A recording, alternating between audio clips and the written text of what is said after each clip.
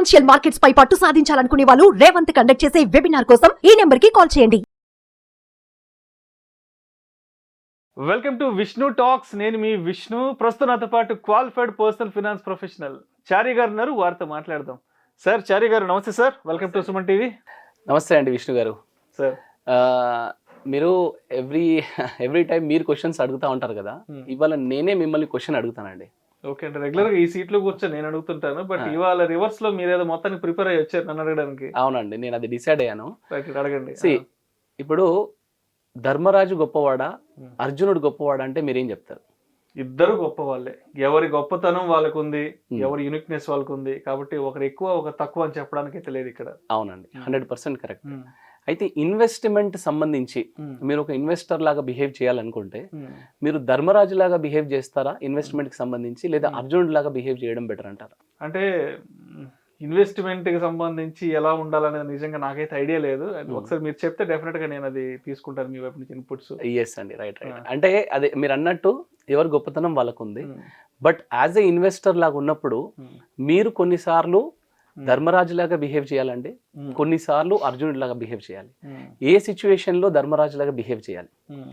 For example, మనకి before యుద్ధం వాళ్ళు ఎప్పుడైతే గేమ్ స్టార్ట్ చేస్తారో, పాచికల గేమ్ స్టార్ట్ చేస్తారో, వాళ్ళకి యాక్చువల్గా కౌరవుల సైడు ఒక ఎక్స్పర్ట్ని తీసుకొచ్చి వాళ్ళు కూర్చోబెట్టారు. Okay, that is Shakuni. Okay, but Dharmaraju ఏం చేశారు? యాక్చువల్గా వీళ్ళ సైడ్ ఉన్న ఎక్స్పర్ట్ కృష్ణుడు. అంటే కృష్ణుణ్ణి ఆడమని పిలవడమే కాదు, కనీసం అక్కడ నువ్వు ఉండొద్దు అని చెప్పాడు, స్ట్రిక్ట్గా చెప్పాడు. అంటే ఈ గేమ్కి నీకు సంబంధం లేదు, నువ్వు వెళ్ళిపో అని చెప్పేసి చాలా స్ట్రిక్ట్గా చెప్పాడు. యాక్చువల్గా పిలిస్తే okay, that is a different story. పిలిస్తే ఏమయ్యేది అనేది డిఫరెంట్ స్టోరీ. బట్ ధర్మరాజు ఏం చేశాడు? నో చెప్పాడు. ఓకే, యాజ్ ఏ ఇన్వెస్టర్ మీరు కూడా నో చెప్పడం నేర్చుకోవాలండి. ఎవరికి నో చెప్పడం నేర్చుకోవాలి? మీ హార్డ్ అండ్ మనీని ఇన్వెస్ట్ చేయాలని డిసైడ్ అయినప్పుడు మీకు 2 ఆబ్లిగేషన్స్ స్టార్ట్ అయ్యాయండి. యాక్చువల్గా ఇది నేను ప్రాక్టికల్గా మా ఫ్రెండ్కి కొంతమందికి జరిగింది చూశాను కాబట్టి చెప్తున్నాను. ఎందుకు అంత స్ట్రిక్ట్గా నో చెప్పాలని చెప్తున్నాను. ఒకటి, బ్యాంక్ నుంచి వచ్చే ఆబ్లిగేషన్స్ ఉంటాయి చూసారా, వాటికి నో చెప్పాలండి.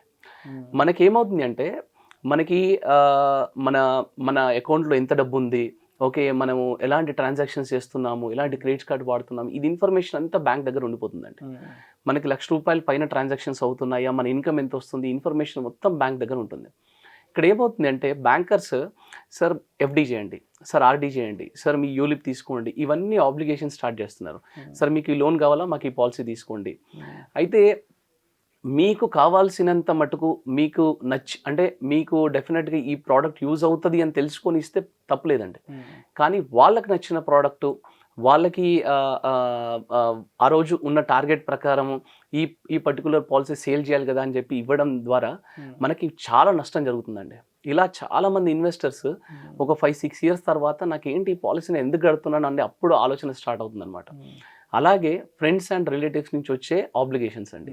మా ఫ్రెండ్ వాళ్ళ ఫాదర్ ఎవరో ఎల్ఐసి ఏజెంట్, లేదంటే ఇంకొకరు ఎవరో వేరే కంపెనీ ఏజెంట్, ఏదో కపిల్ చిట్ ఫండ్స్లో చేస్తున్నాను, ఇలాంటి ఆబ్లిగేషన్స్ వల్ల ఏమవుతుంది అంటే మనము ఏదో మొహమాట పడి వాళ్ళ దగ్గర ఇన్వెస్ట్మెంట్ స్టార్ట్ చేస్తున్నాము ఒక 5-6 ఇయర్స్ తర్వాత. ఎందుకంటే నేను ఇంతకుముందు చెప్పిన కేస్ స్టడీలో దాదాపు 30 నుంచి 33 పాలసీస్ వరకు తనకు అంటగట్టేశారండి. ఆల్మోస్ట్ అసలు ఆయన ప్రీమియమే చాలా ఎక్కువ కడుతున్నారు. ఆయనకు వస్తున్న శాలరీలో 40% వరకు ప్రీమియమ్స్ కడుతున్నారు. నేను ఆ పాలసీస్ అన్నీ చూసి షాక్ అయ్యాను. ఒకటేమో 100 ఇయర్స్ తర్వాత వస్తుంది, ఒకటేమో రెగ్యులర్ ఇన్కమ్ వస్తుంది, అసలు ఇవి ఎక్కడెక్కడ మీకు యూజ్ అవుతాయి అని చెప్పి నేను షాక్ అయ్యాను. సో అందుకని first of all as a investor మీరు డెఫినెట్గా ఒక సిచ్యువేషన్లో మాత్రం ధర్మరాజులాగా నో అంటే నో, ఇది ఖచ్చితంగా ఆబ్లిగేషన్ దగ్గర నో చెప్పడం నేర్చుకోవాలండి. రెండవది, మీరు అర్జునుడి లాగా ఎప్పుడు బిహేవ్ చేయాలి అంటే మనకి కృష్ణుడు వెళ్ళి ఎవరి సైడ్ ఉండాలి, ఎందుకంటే ఆయనకి కౌరవులైనా సేమ్ కైండ్ ఆఫ్ రెస్పాన్సిబిలిటీ ఉంది, పాండవులైనా సేమ్ రెస్పాన్సిబిలిటీ ఉంది. ఫస్ట్ దుర్యోధను దగ్గరికి వెళ్ళి ఏం చెప్పాడంటే, నీ దగ్గర ఇంత సైన్యము, ఇన్ని గుర్రాలు, ఇన్ని ఏనుగులు, ఇన్ని అస్త్రాలు, ఇవన్నీ ఉన్నాయి, ఇవన్నీ ఒకవైపు, నేను ఒకవైపు ఉన్నాను. సో నీకు అవన్నీ కావాలా, నేను కావాలా? అండ్ నేను ఎట్లాగో బాణం పట్టను, యుద్ధం చెయ్యను, నేను పార్టిసిపేట్ చేయను యుద్ధంలో అని చెప్పి కృష్ణుడు క్లియర్గా చెప్పాడు. సో ఆబ్వియస్లీ ఫస్ట్ ఆప్షన్ దుర్యోధనుడికి ఇచ్చారు. దుర్యోధనుడు కృష్ణుడి కాకుండా వాటిని సెలెక్ట్ చేసుకున్నాడు. వెంటనే అర్జునుడు నాకు అవన్నీ వద్దు, నువ్వు ఒక్కడు ఉంటే చాలని చెప్పేసి కృష్ణుడిని సెలెక్ట్ చేసుకున్నాడు. అంటే అర్జునుడు లాగా ఎందుకు బిహేవ్ చేయాలి అంటే మీరు రైట్ అడ్వైజర్ని సెలెక్ట్ చేసుకోవడం అనేది చాలా ఇంపార్టెంట్ అండి. ఓకే, ఇక్కడ ఫైనాన్షియల్ ప్లానింగ్కి సంబంధించి, మీ ఇన్వెస్ట్మెంట్కి సంబంధించి, మీ ప్లానింగ్కి సంబంధించి అడ్వైజర్ ఏం చేస్తాడు అంటే అక్కడ ఎగ్జాక్ట్గా కృష్ణుడు ఏం చేస్తాడు, ఇక్కడ అడ్వైజర్ కూడా అదే చేస్తాడు. ఓకే, అంటే ఒక సిచ్యువేషన్ వస్తుందండి. ఆ సిచ్యువేషన్లో ఏంటంటే అర్జునుడు పైన ఉన్న చాప కన్నును కొట్టాలి యాక్చువల్గా బాణంతో. ఓకే, కృష్ణుడు ఏం చేస్తాడంటే కింద ఉన్న నీళ్ళల్లో దాని ప్రతిబింబం కనిపిస్తుంది, దాన్ని చూస్తూ నువ్వు కొట్టమని చెప్తాడు. సో అర్జునుడు ఏమంటాడంటే చూసేది నేనే, కొట్టేది నేనే, అన్ని నేను చేస్తున్నాను, మరి నువ్వేం చేస్తావు అని అడుగుతాడు. అంటే ఈ కదులుతున్న నీళ్ళు ఉన్నాయి కదా, నువ్వు చూడగలుగుతావు, కొట్టగలుగుతావు, ఇక్కడ చూడగలుగుతావు, అన్ని చేయగలుగుతావు, కానీ కదులుతున్న నీళ్ళని కదలకుండా ఆపడం నేను చేస్తాను. అంటే నువ్వు ఏదైతే చేస్తావో నువ్వు చెయ్యి, కానీ నువ్వు చెయ్యలేని నేను చేస్తానని చెప్తాడు అనమాట. అంటే ఇది ఒక ఎగ్జాంపుల్ లాగా చెప్పాను మీకు అర్థం అవ్వడానికి.